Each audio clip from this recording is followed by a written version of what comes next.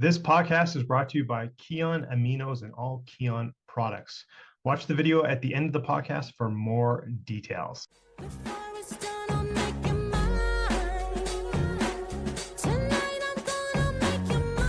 Welcome to the Deepak Saini Show.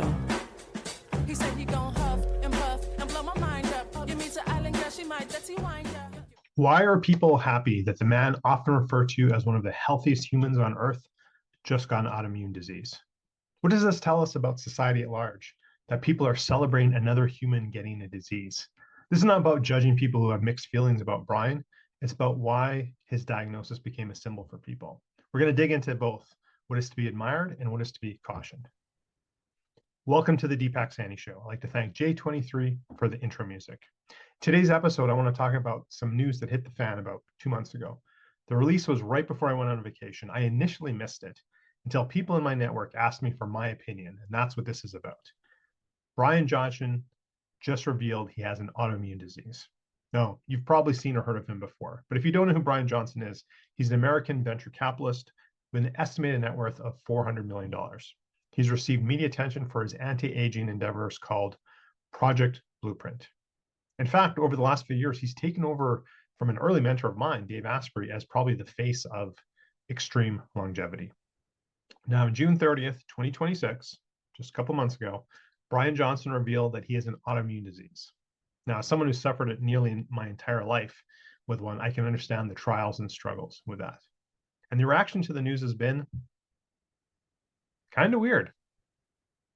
Some people are celebrating it. People are relieved, almost like they needed him to fail so they could feel okay about not changing anything about themselves, about not doing anything important for their health.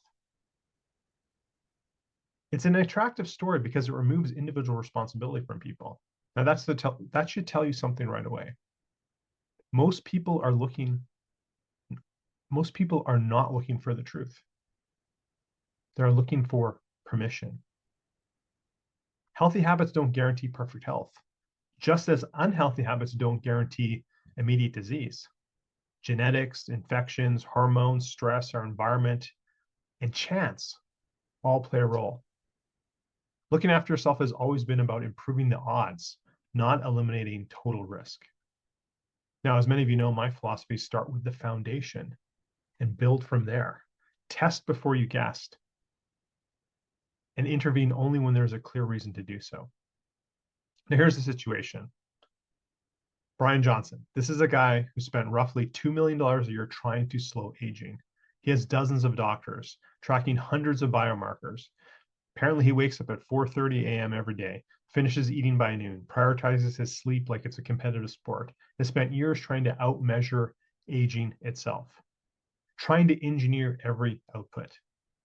And despite all of that, he still developed a chronic disease. That diagnosis is autoimmune gastritis. His immune system is attacking his own stomach lining, which means lower stomach acid, which means impaired digestion, which means reduced absorption of key nutrients like B12 and iron. Now, I don't want to get too sciencey here, but I just want to make this point.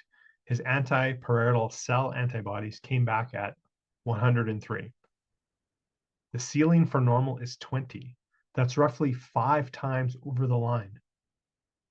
And the most monitored body on the planet, caught almost by accident after a stubborn low iron reading finally forced one of his doctors to really go looking. All that spending, all that testing, all that discipline, and the disease still walked in the front door. Now here's where it gets uncomfortable. His entire system is built on extreme control, highly engineered meals, precision supplementation, and a strict plant-based diet. No meat, no animal products, everything calculated, everything optimized. So let's talk about that. B12 is almost exclusively found in animal foods. Iron from plants is significantly less bioavailable. Protein quality is not the same. Absorption is not the same. And stomach acid is required to process all of it. So you remove animal foods, you rely on supplementation to fill the gaps, and then you develop a condition that directly impacts absorption. Now, to be very clear, I'm not saying his diet caused his autoimmune disease. Autoimmune disease is far more complex than that. But what I'm saying is this. When you remove entire categories of foods, especially nutrient-dense foods that humans have consumed throughout history, you increase the importance of getting everything else exactly right. You increase the dependency on supplementation, digestion, absorption, and individual biology. And one part of that system breaks down, the margin for error gets a lot smaller. At the very least, that deserves scrutiny. Not blind defense, not emotional attachment, actual scrutiny. Because when you eliminate entire categories of nutrient-dense foods, you're not automatically improving your health. You're increasing dependency, reliance on supplementation, praying for perfect digestion, dependency on everything working exactly right. And biology is not that forgiving. Now, let me say that part out loud. The whole plant-based is automatically superior to longevity narrative is massively oversimplified. And in a lot of cases, it's ideological, not physiological. Now, there are people thriving on plant-based diets, absolutely. But there are also people quietly struggling on them. Low B12, low iron, low energy, hormonal issues, digestive problems. I've seen this with friends, I've seen this with clients. And instead of questioning the model, they often double down, add more supplements. They restrict more foods. They blame themselves. That's not optimization. That's compensation. If your entire system requires constant supplementation to function, is it actually working? You don't have a robust system. You have a supported system. That's a big difference. And this is where I think we see a broader pattern with extreme optimization. Sometimes in the pursuit of removing risk, we accidentally remove the very inputs our biology evolved around. So Bryan Johnson is also famous for hiding from the sun. He treats ultraviolet light as an aging toxin to be blocked, filtered, and scheduled around. Now, I've always said we need to be sun smart, obviously, but we should not avoid the sun. We need the full spectrum of the sun's light to help us produce hormones like vitamin D, one of the most powerful immune regulators, to help us regulate our circadian rhythms. It affects genes that directly steer our immune system. Again, this isn't about avoiding harm. We should absolutely be sun smart. It's about recognizing that biology rarely responds well to extremes. The goal is not to eliminate every possible threat. The goal is to create a system that is resilient enough to handle normal life. Now layer this in. Autoimmune gastritis didn't just show up overnight for him, or any autoimmune condition for that matter, mine included. It develops quietly, sometimes for years, sometimes for decades. No obvious symptoms. Everything looks fine until it doesn't. In his case, the signal was low ferritin, low iron. That triggered deeper testing, not a wearable, not a tracker, not some sort of app. An endoscopy, a biopsy. That's what it took to actually confirm what was happening. So let's pause there. The most measured human on the planet couldn't catch this early. What exactly are we expecting our Apple Watch to do? Or any other tracker to use? Because this is the illusion right now. More data equals more control. But tracking is not understanding. And understanding is not control. Now, I see two things all the time with high performers I work with. Number one, they come in with more data than they know what to do with, but no clear decision-making framework behind it. Or two, they have next to no data to work with, and they have no idea what would be meaningful for them to collect. Now let's zoom out. Autoimmunity is not a single variable problem. And I say this as someone who's dealt with autoimmunity for most of my life. It's a system breakdown. Genetics, environment, gut health, immune regulation, all interacting together. And once the system starts attacking itself, you're not fixing it, you're managing it. This condition is chronic. There's no clean solution. B12 injections, iron support monitoring, that's the reality. Now, here's the bigger question. Did the level of optimization actually create fragility? Now, I'm going to be careful here because I don't know Bryan Johnson personally, and I don't know what motivates him. From the outside, he seems genuinely committed to understand his biology. But this does raise a bigger question about optimization culture as a whole. At some point, you have to ask, are you optimizing your health?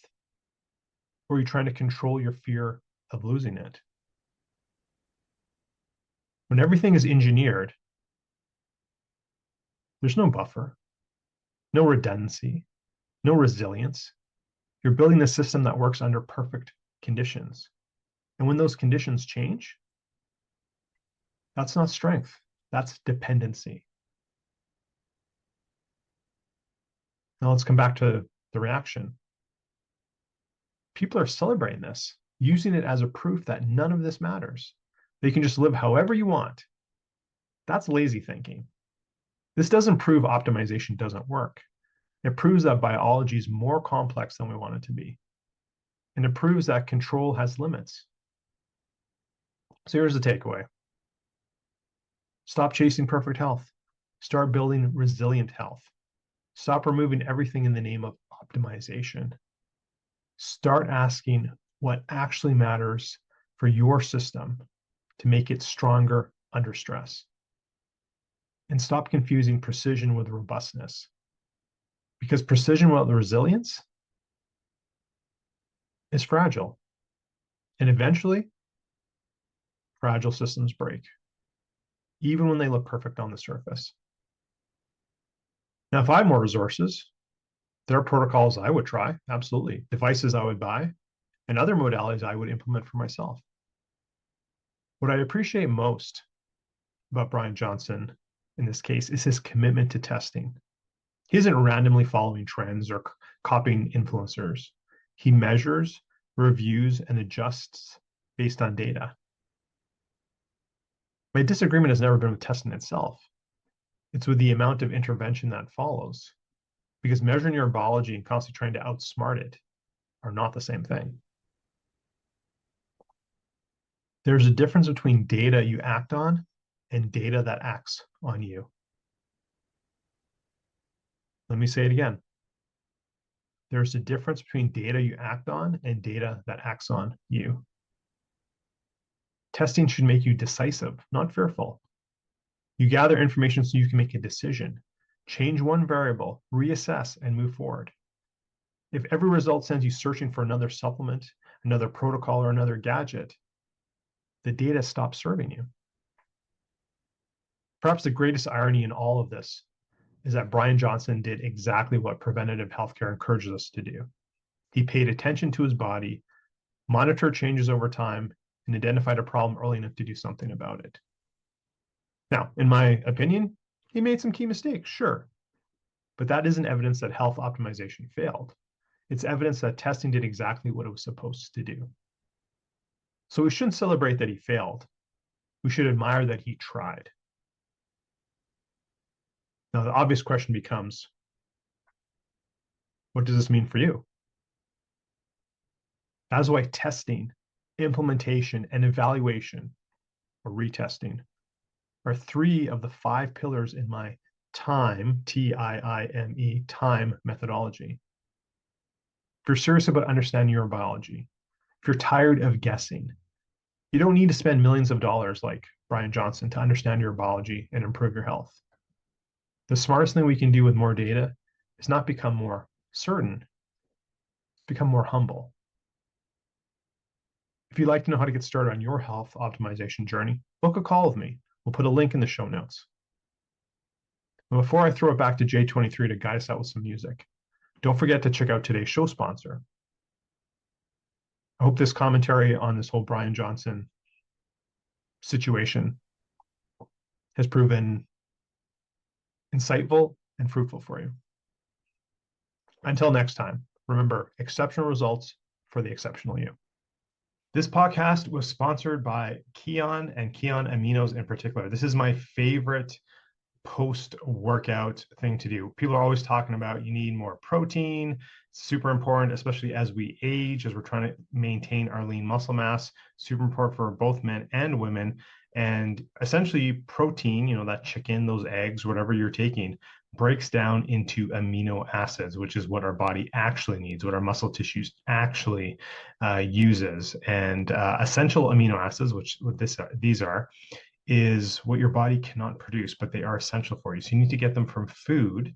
And as with many other things, we're not getting the same nutrients anymore from our foods. And certainly if we're not eating the right protein sources, we're not getting our essential amino acids. So I love the Kion brand, number one, because they stay on top of the research. They are always reiterating their formula when new research comes out, and they're tweaking it. I think they've tweaked it 2 or 3 times already. So I love that about a brand. I use this myself to build lean muscle mass and maintain my muscle mass as I'm aging. So use the coupon code there to get 10% off of not only the essential amino acids, but all Kion products as well. Podcast produced by the Minted Green Company